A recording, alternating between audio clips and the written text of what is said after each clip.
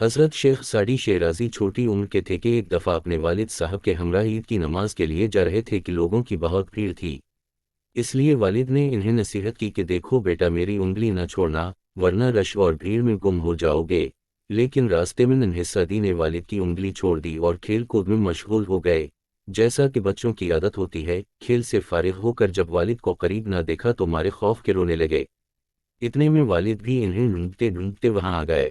کان کھینچتے ہوئے جھڑک کر فرمایا کہ ناسمجھ بچے، میں نے تمہیں کہا نہیں تھا کہ میری انگلی مضبوطی سے پکڑے رکھنا، لیکن تم نے دھیان نہیں کیا اور میرا کہا نہ مانا اور پریشانی ہوئی۔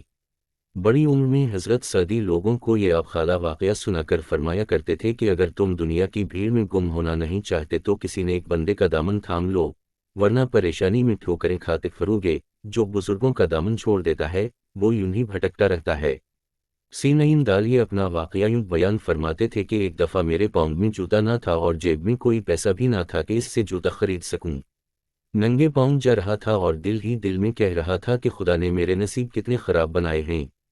اسی حالت میں چلتے چلتے کوفہ کی جامع مسجد میں جا پہنچا۔ وہاں ایک آدمی کو دیکھا جس کے پاؤں ہی نہ تھے۔ میں فوراً خدا کے حضور سجدے میں گر گیا اور خدا کا شکر ادا کیا کہ جوتا نہ سہی، خدا تعالیٰ نے مجھے پاؤں تودے رکھے ہیں۔ اپنے بچپن کا واقعہ ایک اور شیخ سینئین دال یہ کچھ اس طرح بیان فرماتے ہیں کہ ایک شب کو میں اپنے والد صاحب کے ساتھ مسجد میں گیا۔ میرے والد ساری رات وہاں عبادت کرتے رہے، ان کے ساتھ میں بھی نماز میں مشغول ہو گیا۔ ہمارے نزدیک چند آدمی گہری نیند سو رہے تھے۔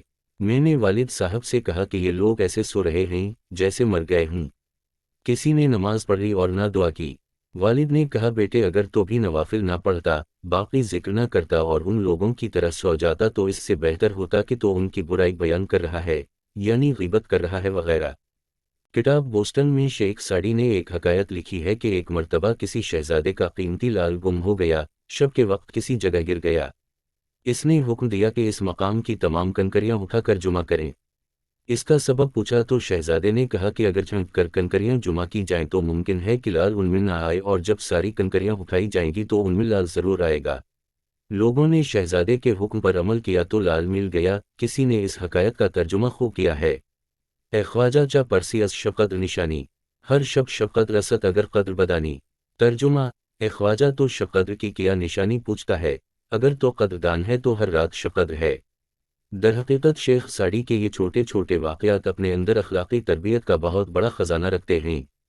ہمیں یہ سبق ملتا ہے کہ ہم سب کو غیبت جیسے گناہ کبیرہ اور خدا تعالیٰ کی بے شمار نعمتوں کی ناشکری سے بچنا چاہیے اور اپنے بڑے بزرگوں کی باتوں پر عمل کرنا چاہیے۔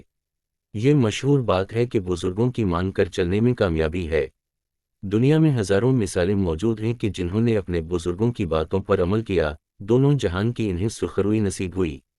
پھر آخری حکایت سے یہ سبق ملتا ہے کہ خدا کے بندے وقت کو قیمتی بناتے ہیں، وہ وقت کو ضائع نہیں کرتے۔ حضرت عمر الف ر واو قاف نے رب تعالیٰ سے دعا مانگی تھی کہ خدایا ہمارے اوقات کو بابرکت بنا۔ جو حضرات تہجد کی نماز پابندی سے پڑھتے ہیں ان کے لیے تو ہر رات شب قدر ہے۔ گلدستہ واقعات واو حکایات۔